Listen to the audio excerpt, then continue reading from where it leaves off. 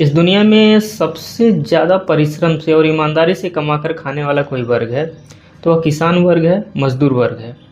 लेकिन जिस तरह से तरह तरह की प्राकृतिक आपदाएं आती हैं और किसान हमेशा इन प्राकृतिक आपदाओं की वजह से परेशान रहते हैं, भगवान के होने पर ही प्रश्न चिन्ह उठता है।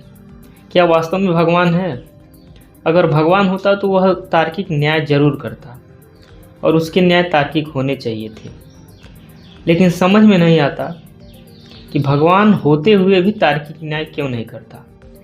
क्योंकि अगर किसान ईमानदारी और परिश्रम से कमाता खाता है तो बराबर भगवान उसके पीछे पड़ा रहता है।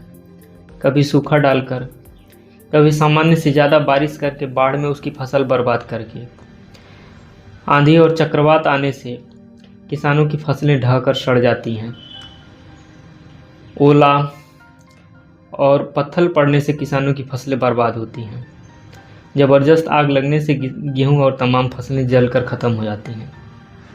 यानी घुमा फिरा करके भगवान को, अगर वास्तव में भगवान है तो कोई और नहीं मिलता, सिर्फ इस दुनिया में किसान ही मिलते हैं। क्योंकि किसान पहले से ही गरीब हैं, उनकी आर्थिक हालत पहले से ही खराब है, हजारों साल से आज भी खराब है। और भगवान बराबर उन किसानों को ही रगड़ता रहता है क्योंकि वह ईमानदारी से कमाते खाते हैं, परिश्रम से कमाते खाते हैं। अब समझ में नहीं आता कि भगवान है भी या नहीं है, क्योंकि वह होता तो तार्किक न्याय किसानों के साथ जरूर करता।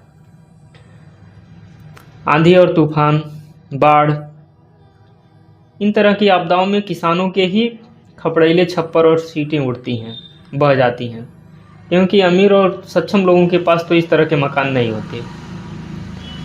और भगवान को, अगर वास्तव में भगवान होते तो उनको पता है कि गरीब वर्ग के पास ही व्यवस्थाएं नहीं होती हैं। गरीब वर्ग ही आज के समय में खेती कर रहा है, ज़्यादातर गरीब वर्ग ही और किसान वर्ग ही इन प्राकृतिक आपदाओं में पिसता है।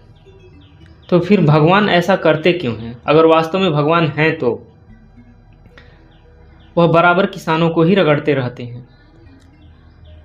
बाढ़ आए, सूखा पड़े, आग लगे, आंधी आए, ओला पड़े, पत्थर पड़े, अमीरों को कोई फर्क नहीं पड़ता।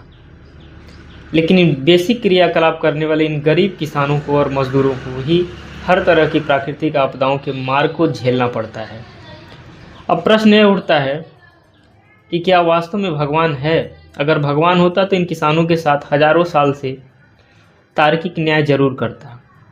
अब मेरे समझ में नहीं